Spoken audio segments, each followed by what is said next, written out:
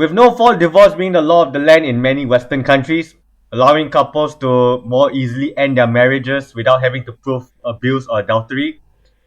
In effect, they can file for divorce for subjective reasons such as irreconcilable differences or irretrievable breakdown.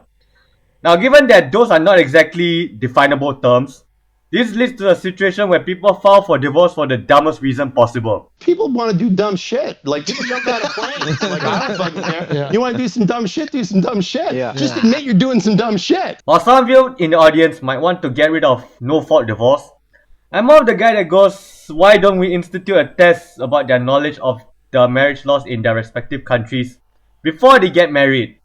Now, it seems like the modern marriage laws create more problems than they solve. Back to the video at hand by Patience Zina. The divorce, the regrets no one admits. So, let's see what shenanigans can we get ourselves into today. And I miss my husband. I don't want just any husband. I want my husband. Mine. Miss mine. I miss mine. Mine. If you've gone through divorce, I just need to know, does it get easier? Does it get easier?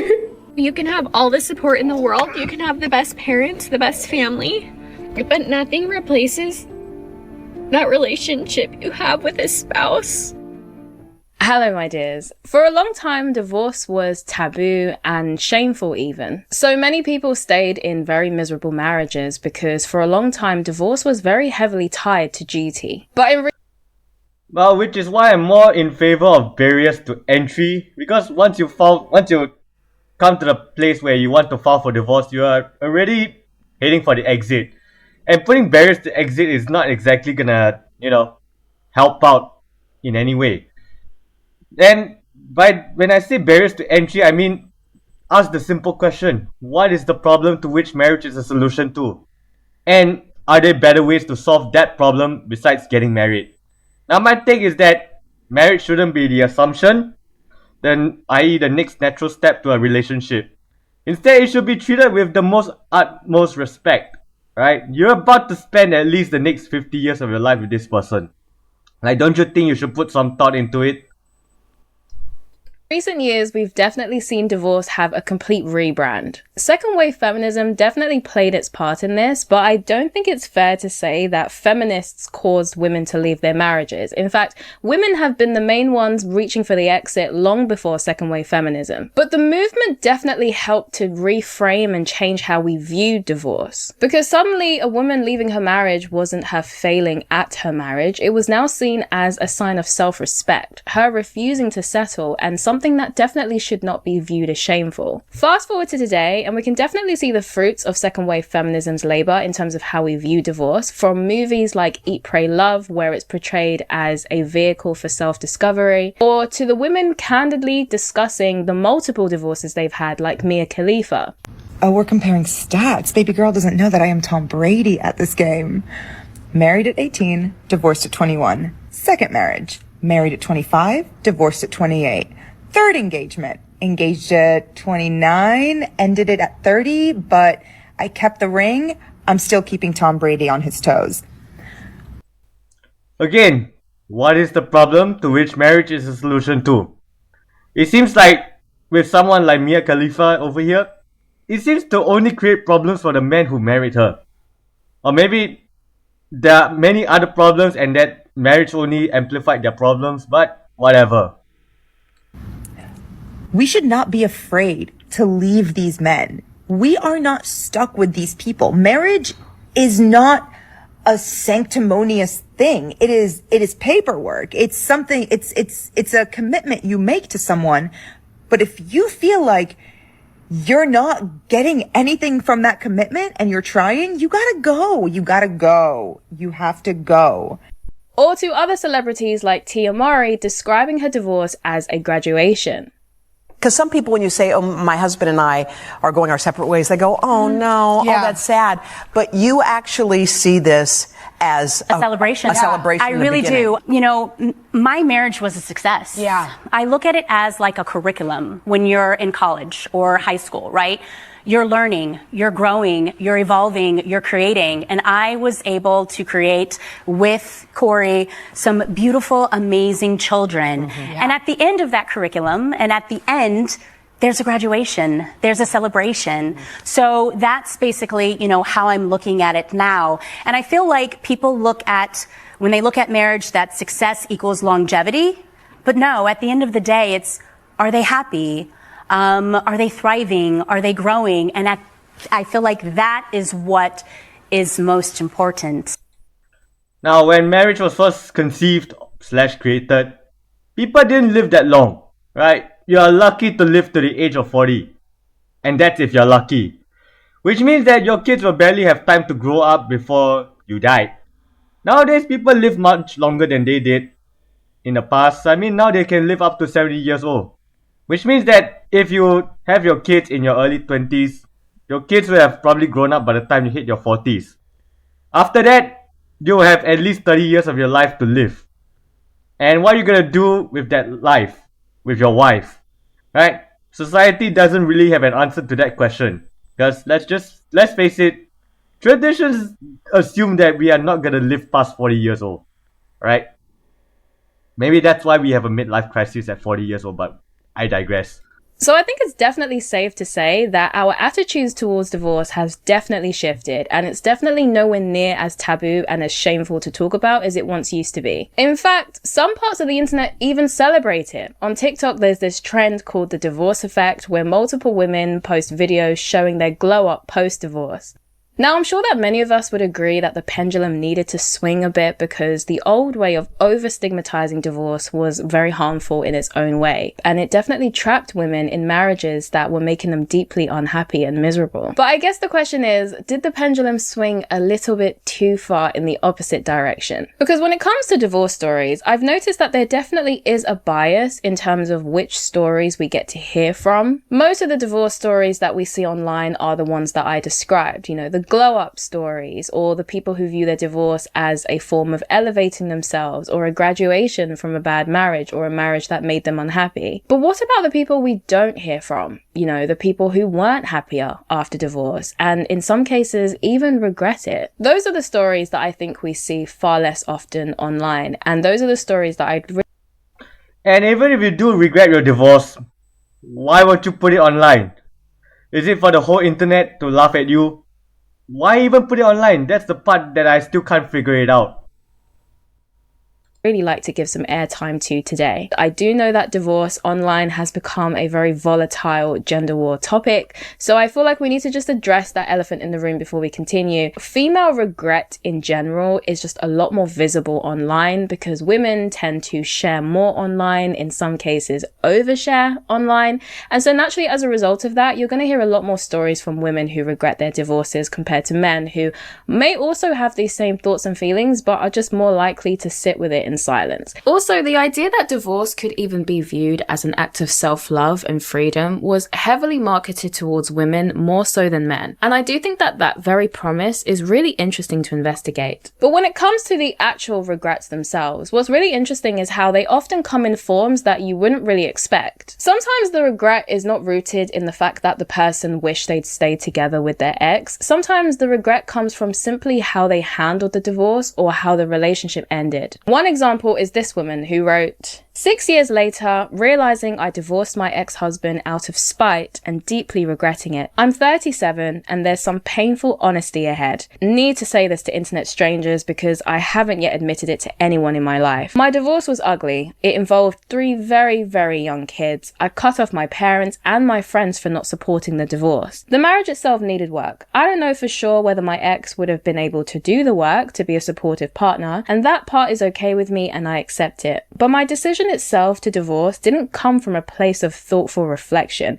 It came from a childish place of arrogance, spitefulness, vindictiveness, manipulation, and a victim mentality. And it's all... People want to do dumb shit. Like, people jump out of planes. Like, I don't fucking care. Yeah. You want to do some dumb shit? Do some dumb shit. Yeah. Just admit you're doing some dumb shit. Dawning on me now, 6 years later, how crappy that was. How unfair that was to me and my children. I don't miss the marriage itself. I don't really regret it ending. But because I was doing it out of spite and to get my husband to behave, I did it in the worst way possible. I am realizing now that ending a marriage is a huge deal, and it would have been best to think it through and give myself and my children an exit strategy or a soft place to land from where we could rebuild. I am several states away from my family, and at this point, I am so deep in the mess I created, I sort of have no choice but to work my way out. Honestly, we've all made decisions when we were extremely angry, only to regret how we handled it after, and I think it'd be naive of us to assume that this kind of thing doesn't happen at the end of marriages. Sometimes the right decision... Yeah, let's just say it is incredibly difficult to let the dust settle before you do anything. I mean, before you do anything stupid that you regret it in the future. Again! Right? Some people just don't want to go to bed angry. Now, some people just want to take a break before putting out the fire, right? We don't walk around with a rule book on how to fight, right? Often we find out the rules of the fight when we are in a fight, which is quite possibly the worst time to find out the rules of the fight, right? Let's continue on before I dig my grave here. Handled in the wrong way can still lead to very undesirable outcomes that we wish we could have avoided. But what this woman also touched on is something that many people discover after divorce, which is that the grass isn't always greener. While yes, many people do find better partners or more compatible partners, others also learn that some of the issues that they had within their marriages or the issues that they had with their partner kind of exist across the board. As she writes, part of this realization comes from the fact that life has thoroughly humbled me and kicked me in the ass since my divorce. I was far less lonely, and from dating I've seen that my ex is very typical of most men. He was not a particularly heinous villain. He was the medium/mean. And I've seen multiple women describe how dating after divorce definitely didn't live up to their expectations. People are like, you're failing at dating because you don't have a roster. You want me to like more than one man? I can barely like one man. It takes a lot. It takes a lot for me to like one man in particular, period. And now you're telling me that if I want that one that I chose to like me, I should have 5 or 6 so I can make him jealous so he knows that I have options. I don't want to make anybody jealous. I don't want to play weird games. I don't want Tinder or Hinge. I was made to be a wife. I was made to be at home. I want to sit on the couch. I want to watch movies. I want to snuggle under a blanket. I want to kiss occasionally, a lot. And I want to hold hands, okay? I was not made for this dating world. The fact that I was thrown back into dating in 2026, kill me. I'm going to be single forever because I don't have the energy to date more than one person or the capacity to even like more than one man at a time. They make it hard to like them to begin with. So, guess I'm going to die alone.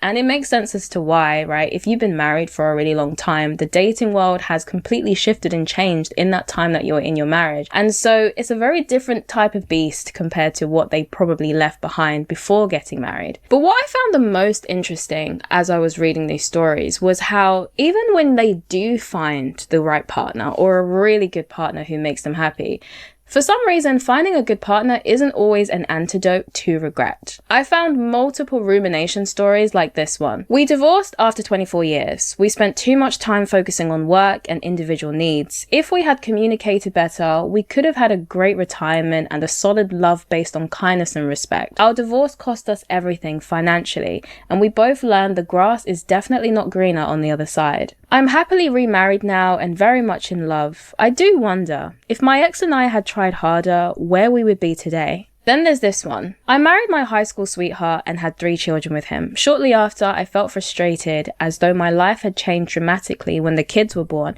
but his didn't. He continued the extra activities outside our family and had lots of free time. We went to therapy but had a terrible therapist, and I wasn't honest. A family member introduced me to chat rooms. She took them lightly, but I didn't. There was the attention I'd craved. Long story short, I had an affair with a married man. I left my husband before he even knew about the affair. I was sure the affair man would leave his wife. Big surprise coming, he didn't. I made the biggest mistake of my life. I carry guilt daily. It's been 20 plus years since then. My husband was and is a good guy. He wasn't perfect, but clearly neither was I. I should have communicated better. My ex and I are both remarried. I love my new husband, but I always regret not trying harder.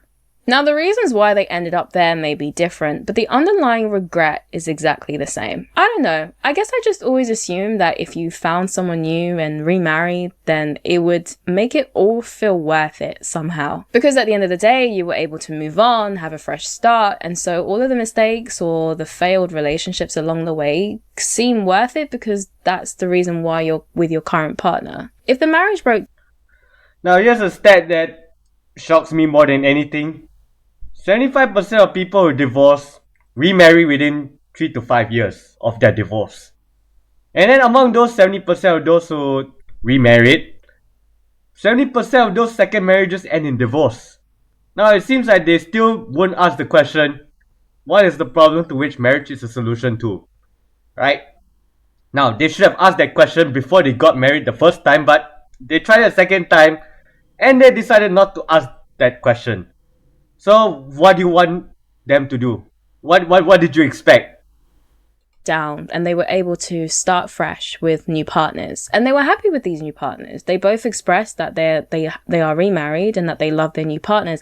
So why were they still ruminating over marriages that failed? That's the part I found most puzzling, until I decided to look further into it, and then I realized that these are not just a handful of people with unfinished business. Their stories actually reveal something deeper about how we approach marriage in the first place. Because relationship researcher Gottman found that on average, couples wait 6 years from the moment they become unhappy before they ever seek help. But 6 years!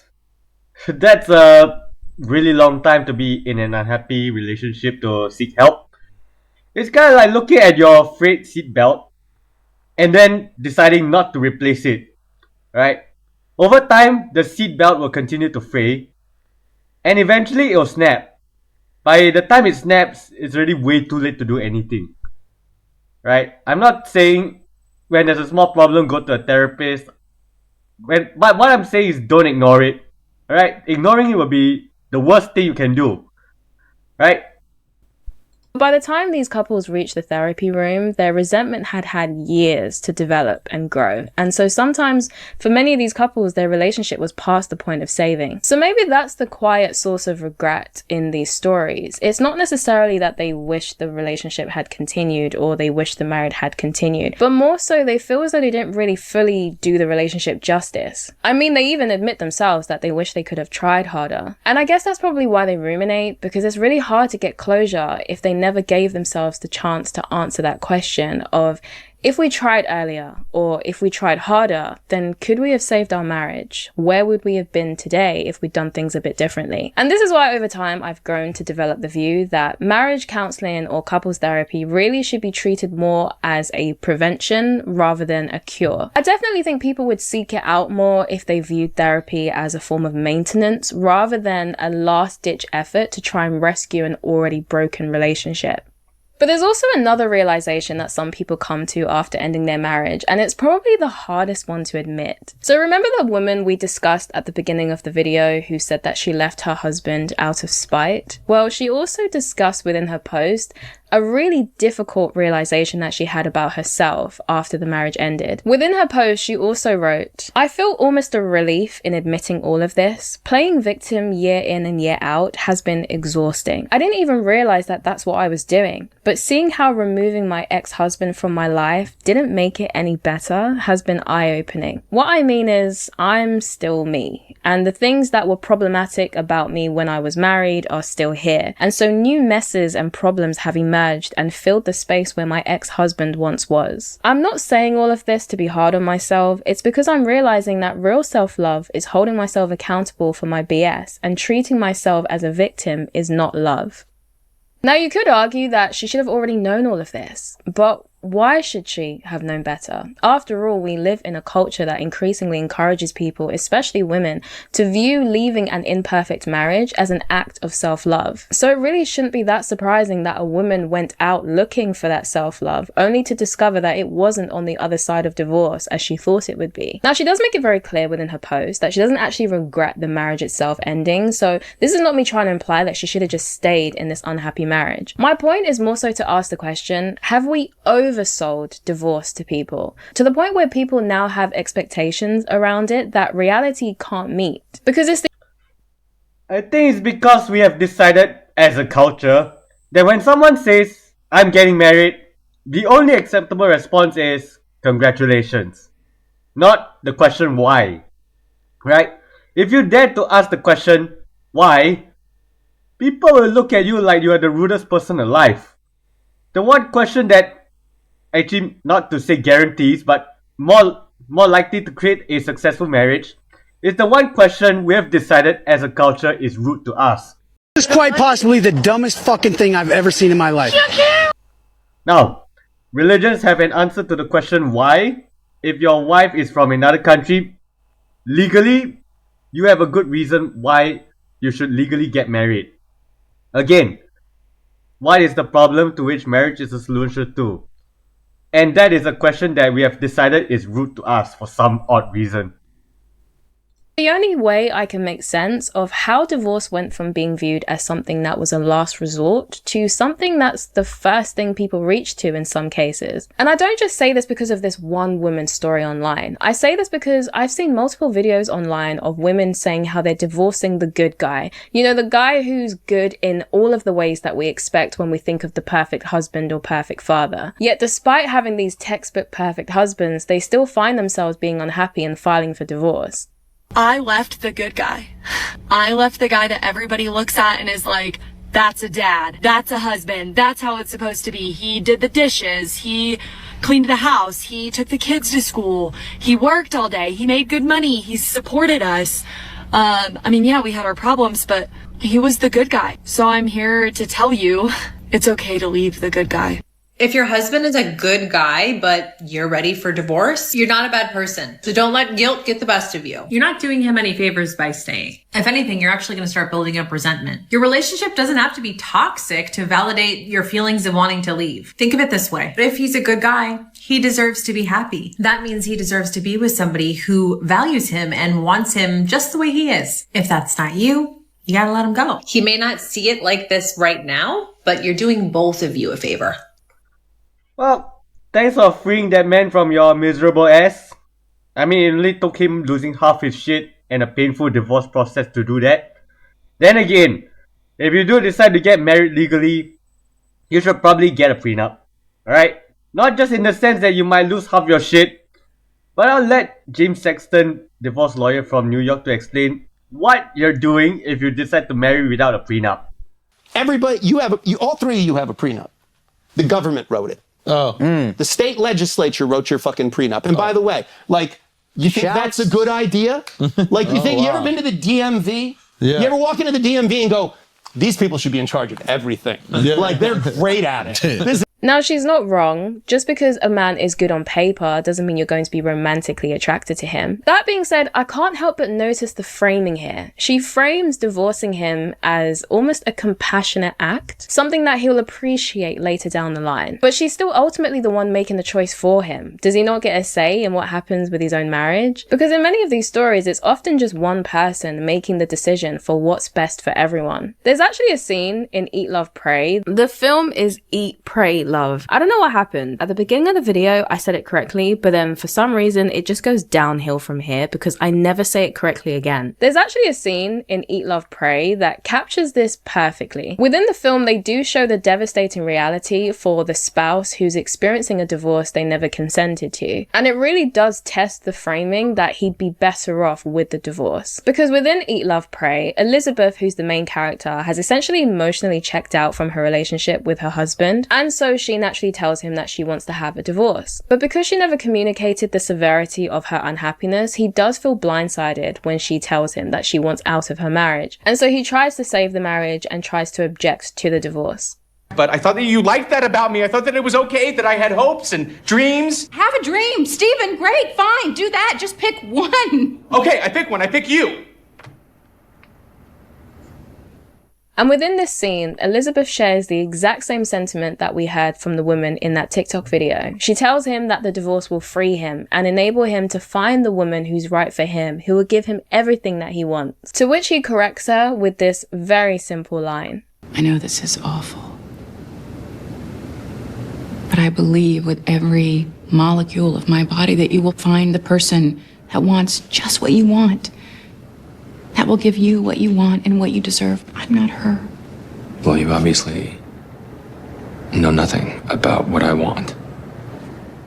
And that one line successfully hits because we as the audience know exactly what he means by that. She framed her decision around doing what was best for the both of them, but she never actually took into account what he actually wanted in all of this. And we as the audience, we've witnessed him be extremely clear that all he wants is her. And that scene made me wonder if Elizabeth's view and the woman on TikTok's view is a reflection of our cultural divorce from duty. I think we might have failed to consider or to predict what the collateral damage could be from removing marriage away from duty. Now, you might be thinking, but Patience, I swear you said the old way of viewing marriage was its own kind of trap. And you are 100% correct to spot that because I absolutely did say that. However, I do think that there's a nuance to this that our overcorrection seems to have missed. The old way turned duty into a cage. The idea that you should stay in your marriage no matter what was very harmful because it led to people staying in marriages that they had no business being in. Which is why I'm definitely not trying to imply that I'm nostalgic for an era that I didn't live to experience the realities of. But what I am saying is that I'm able to see now where our current culture is, and I'm able to see some of the problems that it has that I think have come as a result of this shift. I guess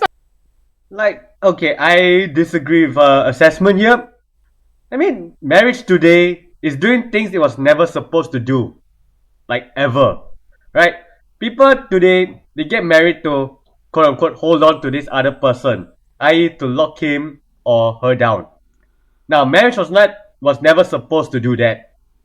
It was more created to ensure a line of succession in case one of the parents died, which is a real possibility if you talk about like not that long ago. Right? If one of your parents died, your uncle / your aunt will take on some of the responsibility of raising you into adulthood. So it wasn't supposed to be this romantic thing that we are trying to do today, right? We are using the wrong tool to preserve romance. Marriage was never supposed to preserve romance, right? My point is that in an effort to try and correct our past mistakes, I think that we might have overcorrected and gone too far in the opposite direction. Because by completely removing duty, the duty you have to the person you made the vows to, the duty you have to your children, by prioritizing self-fulfillment and self-love, have we also forgotten about things like responsibility and sacrifice? Because the problem with the old way is that it told you that you should completely sacrifice yourself. However, our new way tells us that you should never sacrifice at all. And I guess I'm just saying that maybe there's a middle ground, especially when children are involved, because surely we have a duty to them to try our absolute best before we decide to walk. Because why are people staying unhappy for 6 years before they seek out help or seek out counseling? Why are people divorcing good people once they're unhappy rather than doing their best to explore new ways to reconnect? And why are people viewing divorce as a graduation? Divorce is often framed as an individual choice, but it's something that affects the entire family unit. And that does mean it's going to affect people who never got the choice, which is usually often children. And to be clear, no, I am definitely not saying that you should stay in your marriage just for the sake of the children. Because while yes, on average, intact marriages tend to have better outcomes for children, it takes more than just having your marriage intact to be able to benefit from those outcomes. There is research that shows that children who grow up in intact but high conflict marriages actually have worse outcomes than children whose parents separated. So no, I'm definitely not saying stay in your toxic, highly volatile marriage for the sake of your children, because they are not benefiting from it whatsoever. My point is more so that once divorce started being framed as something that was an act of self-love, self-fulfillment, self-discovery, it meant that it made it more difficult for us to talk about the people who can be harmed by it. I think that these people quietly disappeared from the story, and I think that they need to be re-entered back into it. I also think it made it very awkward and uncomfortable for people who found that they weren't happy with their decision after divorce, or the people who had regrets. It made it a lot more uncomfortable and awkward for them to actually say that out loud, because that was not the popular or the most appealing narrative.